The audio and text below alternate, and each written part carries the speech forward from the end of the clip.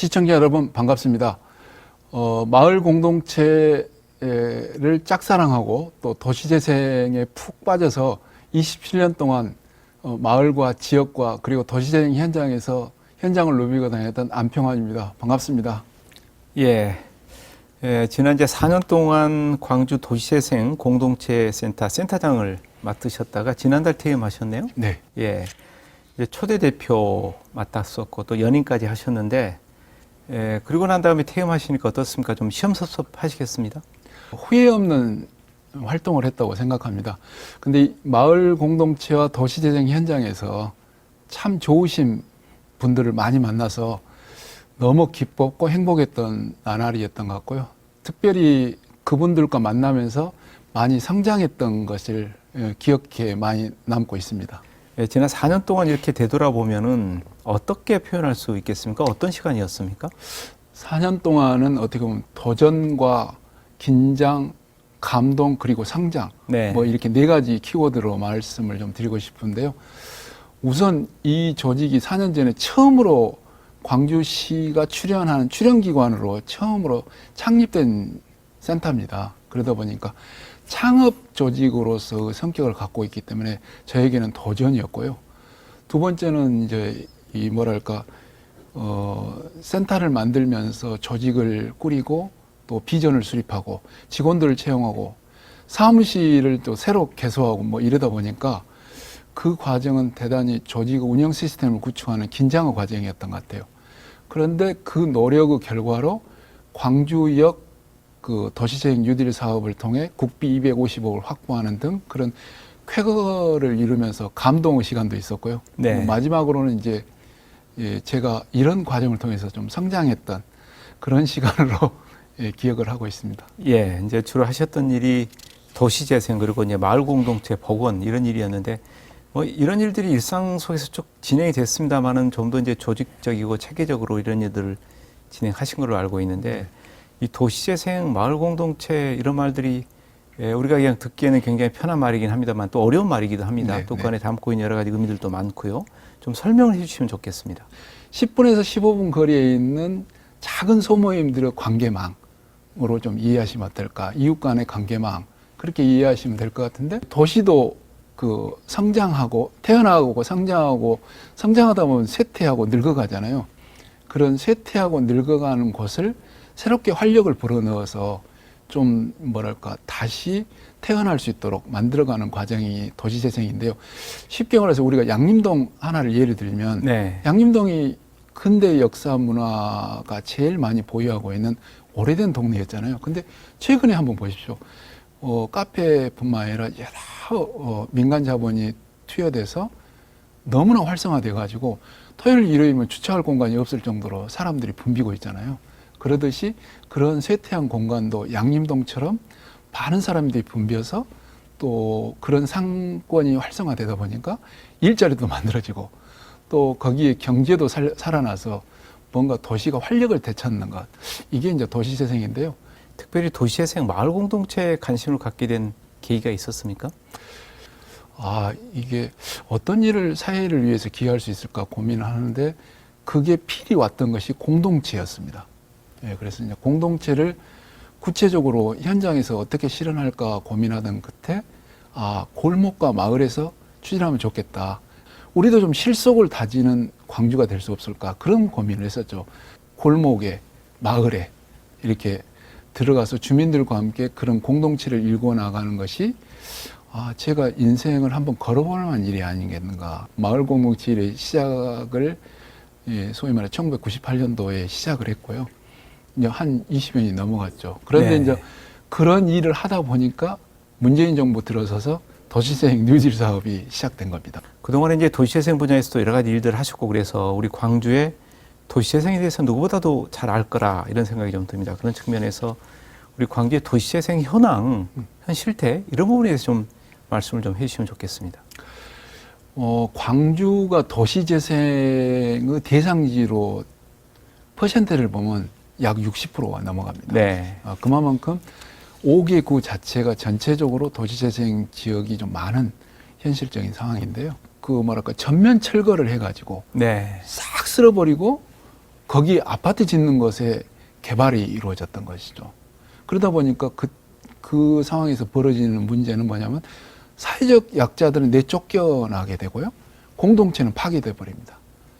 그래서 이제는 광주가 재개발 재건축 같은 전면 철거 방식에서 이제는 도시계획의 패러다임이 바뀌어야 된다. 어떻게? 재생으로 바뀌어야 된다. 재생을 통해서 커뮤니티를 유지하고 공동체를 회복하는 방식으로 하되, 그러나 너무 약자들만을 위한 것 아니고 부유한 층까지도 같이 포용하는 포용 정책으로 도시재생을 해가는 상황이 돼야 되지 않을까 생각이 들고요.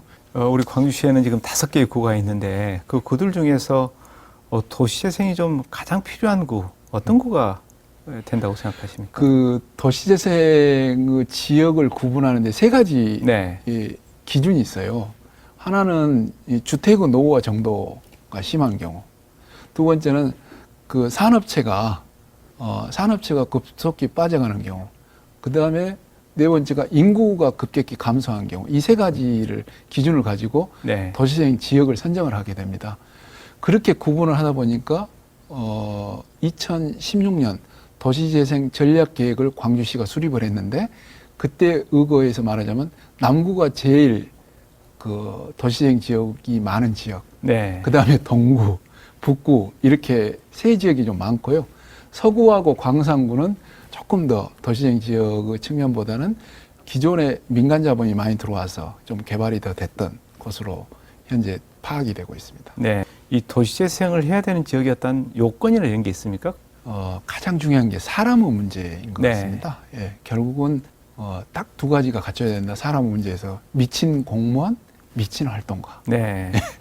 그래야 도시재생이 그곳에서 반드시 성공할 수 있다. 이렇게 이야기를 하거든요. 거기에 청년들이 반드시 들어올 수 있는 구조를 만들어줘야 된다. 일거리, 놀거리, 잘거리를 제공했을 때 이게 청년들이 들어올 수 있다. 그래야 청년들의 크리에이트한 그 창조적인 아이디어가 이곳에서 녹아날 수 있도록 만들어줘야 되는 것이고, 그 협업 체계가 잘 돼야 되는 것 같아요. 처음에 도시재생은 토목이나 건축적 측면에서 접근하는 하드웨어 중심이었거든요. 근데 최근에 와서는 도시재생을 통해서 이제 그 지역 경제도 살리고 일자리 창출까지 돼야 된다고 하기 때문에 산업적 측면과 일자리 정책적 측면까지 네. 이게 발전을 해야 되기 때문에 행정적 개념으로만 접근할 게 아니라 통합적 접근이 됐을 때 정말 제대로 된 도시재생을 추진할 수 있다. 그렇게 볼 수 있을 것 같습니다. 예. 이제 도시재생 공동체센터 대표이사로 재직하시면서 또 광주 YMCA하고 같이 전국 최초로 좋은 동네 만들기 운동도 함께 하셨습니다. YMCA하고 같이 하신 겁니까? 아니면 별개로 한 겁니까? 아니면 YMCA가 하는 일을 지원해 주신 겁니까? 좀 말씀을 해 주시죠. 제가 95년도에 YMCA에 들어갔거든요. 네. 우리가 주민들을 찾아가서 거기에서 주민들을 발굴해야 되겠구나, 리더를 발굴해야겠구나 하는데, 프로그램으로 주민을 찾아가는 대학 좋은 동네 시민대학이라는 네. 대학을 개설했어요. 이게 대학이 건물이 있는 대학이 아니고 그냥 사람이 있고 프로그램만 있는 대학이었죠. 그래서 각 동별로 저희가 이 찾아가는 시민대학, 좋은 동네 시민대학을 운영하는 과정에서 그 속에서 주민들을 발굴하고 리더를 발굴하고 육성하는 과정을 거치게 됐죠. 예, 이제 좋은 동네를 만들기 위해서는 이제 이 도시재생을 추진하는 데 있어서 무엇보다도 지역 주민들의 관심, 참여 이런 것들이 중요해 보입니다. 예, 그래서 이제 주민들이 참여한 또 직접 주도한 도시재생 뉴딜을 추진했다는 얘기를 들었는데 그 얘기 좀 듣고 싶습니다. 이게 도시재생도 결국은 주민들의 관심과 참여가 절대적으로 네. 중요하고요.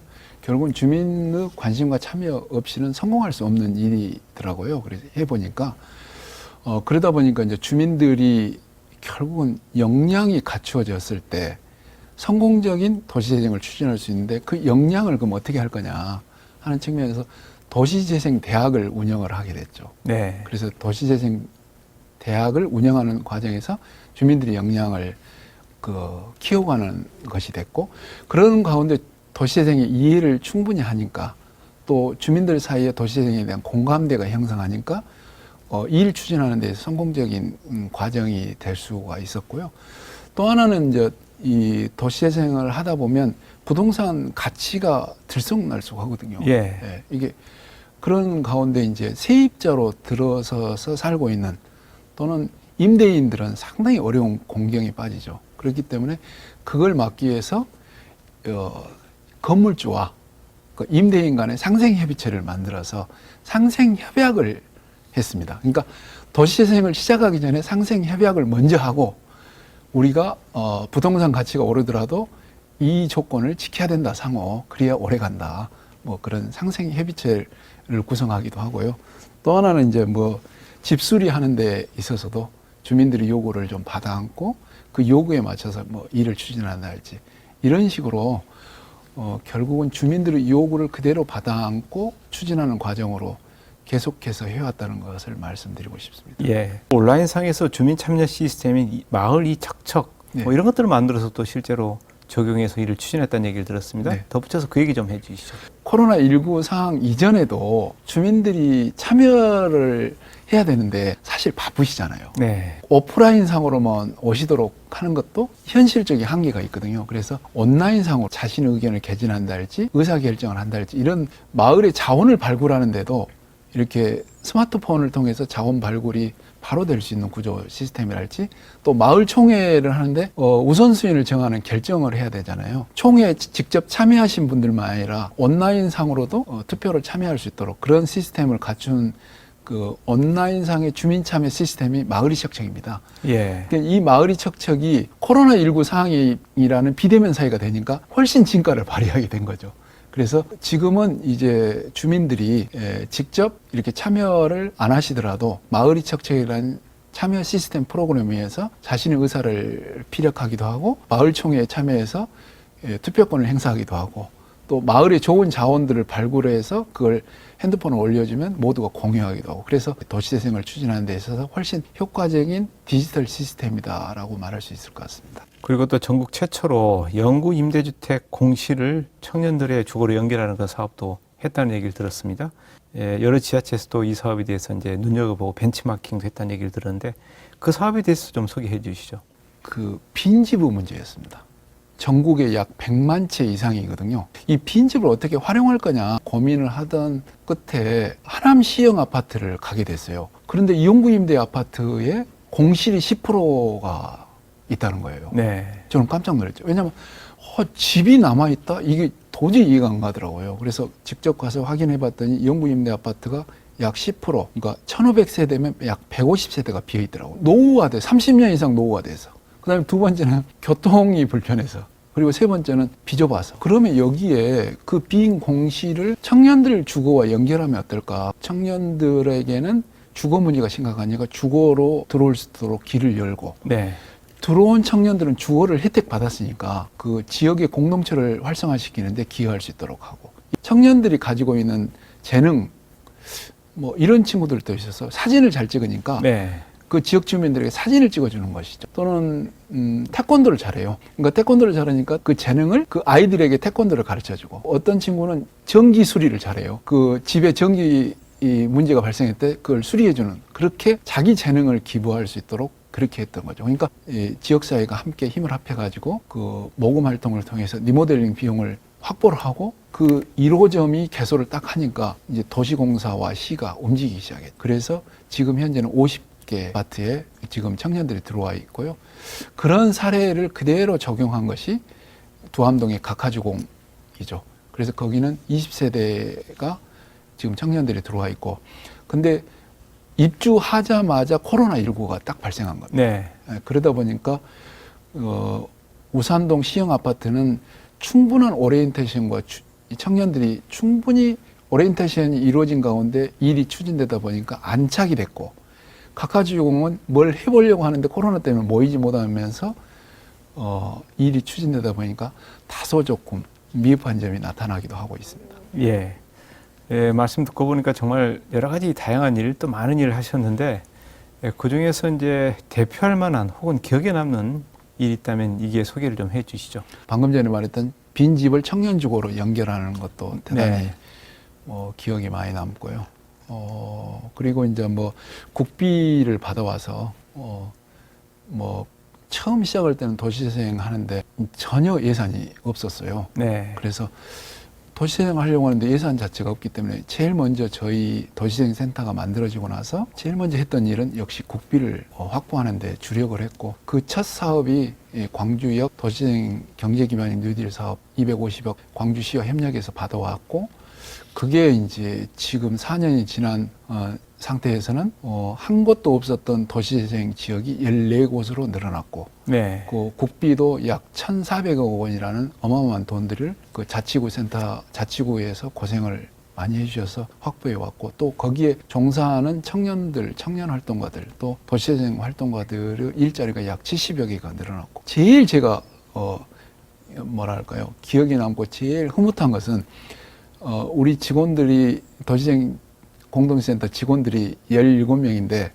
거기에 처녀 총각들이 많았죠. 네. 그런데 7쌍이 결혼을 하고 아이를 낳았어요. 그렇기 때문에 앞으로 그 후세들을 낳은 이제 직원들 후세들이 아마 마을 공동체와 도시재생 현장에서 일을 할 수 있는 네. 그런 길이 열리지 않을까. 그러다 보면 그 지속 가능성이라는 과제를 그 후세들을 통해서 실현시키지 않을까. 네. 그런 그 즐거운 마음도 생각이 들고 그렇습니다. 네. 그 자발적으로 결혼을 했습니까? 아니면은 그 대표이사께서 이렇게 좀 권고도 하셨습니까? 어떻습니까? 그랬으면 좋았을 텐데요. 뭐 전부 다 청첩장을 가지고 와서 네, 네. 예. 그런 일.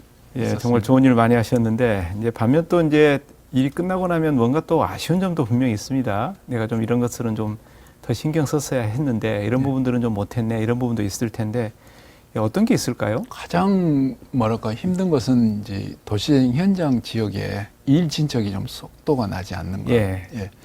도시재생 지역으로 선정이 되면 부동산 가치가 올라가 버려서 부동산을 매매를 하지 않습니다. 그 도시재생 지역의 부지 확보하는 것이 대단히 어려웠고, 또 하나는 갑자기 예산이 이제 큰 금액이 떨어지다 보니까 주민들 간에 다소 갈등이 생겨서 일이 좀 더디게 되는 일부 지역도 좀 있었고요. 용봉동 같은 경우는 쓰레기 문제를 처리하는 네. 것이 가장 큰 문제였는데, 예를 들자면 쓰레기 분리수거를 하기 위해서는 주민들이 쓰레기 문제 해결단을 꾸렸어요. 그 일을 추진하는 과정에서 주민들은 그런 일에 적극적으로 분리수거에 나섰고, 근데 그 일을 분리수거를 제대로 하지 않는 분들이 계셔서 이 노인 일자리를 통해 모니터 요원을 뒀어요. 그러다 보니까 노인들에게 일자리가 제공이 됐고, 그러다 보니까 분리수거가 잘 됐는데, 거기에서 좀 행정이 조금만 이렇게 뒷받침을 좀 해줬으면 훨씬 더 그 일을 좀 용봉동 내에도 확장이 되고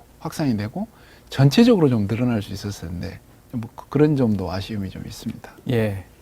예, 그렇다면 앞으로 이제 이 광주의 도시재생 또 마을 공동체 운동이 계속 지속될 텐데, 어떻게 추진되면 좋겠다고 생각하고 계시는지 말씀을 좀 주시죠. 크게 세 가지입니다. 큰 방향은 하나는 내실화, 두 번째는 고도화, 네. 그 다음에 세 번째는 지속 가능화, 이렇게 되는데요. 이제 내실화는 지금 마을 공동체만 해도 제가 시작하기 전에 약 200여 개밖에 마을 공동체가 없었어요. 네. 근데 지금 4년이 된 이후 약 700여 개로 늘어났거든요. 양적으로 성장했는데 좀 질적으로 내실화가 좀 될 필요가 있고요. 도시재생 현장도 하나도 없던 곳에서 지금 14곳으로 늘어났기 때문에 그곳에 따른 뭐랄까 좀 내실화 작업이 좀 필요하겠다 이런 생각이 들고요. 두 번째는 이제 고도화인데요. 되고 있는 프로그램이 진행의 좀 질을 한 단계 좀 업그레이드 해야 될 상황이 된 것 같고, 뭐 지속 가능화는 결국은 이게 정부 지원이 없더라도 이게 주민들의 역량으로 지속 가능하게 만들어 가는 게 가장 큰 목표인데, 이 지속 가능성을 확보하기 위한 노력들이 앞으로 가장 큰 중요한 과제라고 볼 수 있겠죠. 네. 예, 그 최근 근황에 대해서 좀 얘기를 나눠보도록 하겠습니다. 현재 대통령 직속 국가균형발전위원회에서 활동하고 계시는데요.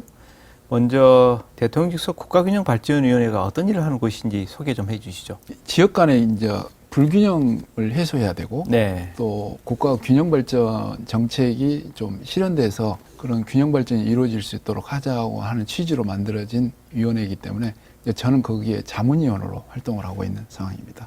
지역 간의 불균형을 해소하고 또 균형적으로 발전시키는 데 역할을 한다 이런 말씀하셨는데, 그렇다면 이제 그런 일을 하는 이유가 지역 간에 현재 지금 불균형이 발생하고 있다 이런 것에서 출발한 것 같습니다. 현재 상황이 어떠신지 그리고 특히 우리 광주는 어떤 상황이 있는지 좀 말씀을 해 주시죠. 모든 정보, 인력, 자본 이런 모든 자원이 수도권에 거의 집중돼 있고 네, 그렇죠. 그러다 보니까 이제 그 수도권이 과밀화되고 더 도시 문제가 더 많이 발생하고 있잖아요. 최근에는 이제 이게 일극화가 심화되다 보니까 지방 소멸의 문제까지도 지금 등장하고 있기 때문에 이제 이게 이런 그 과제들을 좀 해결하기 위해서 같이 노력해야 하는데 특히 우리 지역으로 보자면 예를 들자면 달빛 내륙철도 문제가 문재인 정부 대선 공약이었음에도 네, 불구하고 그렇죠. 현재 지금 뭐 그 사업성 중심으로 판단하다 보니까 결국은 지금 이게 상당히 어려움에 직면해 있잖아요. 달빛 내륙철도 문제도 마찬가지로 국가 균형의 발전의 측면에서 좀 바라보고 추진해야 되지 않을까 그런 생각을 해봅니다. 예. 예, 그렇다면 이제 국가 균형 발전을 위해서 지금 현재 어떤 일들을 맡아서 쭉 하고 계십니까? 좀 구체적으로 설명을 해 주시죠. 결국은 지금 뭐 대통령 직속 기구로서 네. 또 제가 이제 자문위원 역할을 하고 있기 때문에 실제 우리 지역이 갖고 있는 현안적 문제들을 가감 없이 균형 발전 정책에 관련한 네. 것이죠. 중심으로 해서 그걸 전달하고 또 그게 반영될 수 있도록 해야 될 것 같고요. 최근에 이제 도시생 뿐만 아니라 그린 뉴딜 정책들이 지역 균형 뉴딜로까지 발전을 하고 있기 때문에 이런 일들을 통해서 지역의 혁신까지도 이룰 수 있도록 좀 뒷받침을 해야 되겠다 이렇게 생각하고 있습니다. 네, 이제 그 퇴임 이후에 또 여러 가지 일들을 계획하고 계시고 또 제 인생을 살기 위해 노력하고 계시는데 올 한 해 바람이 있다면 좀 말씀을 듣고 싶습니다. 어떤 바람이 있는지. 그러니까 뭐 제 인생을 되돌아보니까 도전의 인생이었더라고요. 네. 그래서 처음에 YMCA를 도전했고 또 좋은 동네 만들 운동을 도전하고 또 최연소 사무총장이 도전하고 걸어서 땅까지 해남을 도전하고 뭐 이렇게 계속해 온 삶이었는데 앞으로도 또 새로운 도전의 길에 나서야 되지 않을까 그렇게 생각합니다.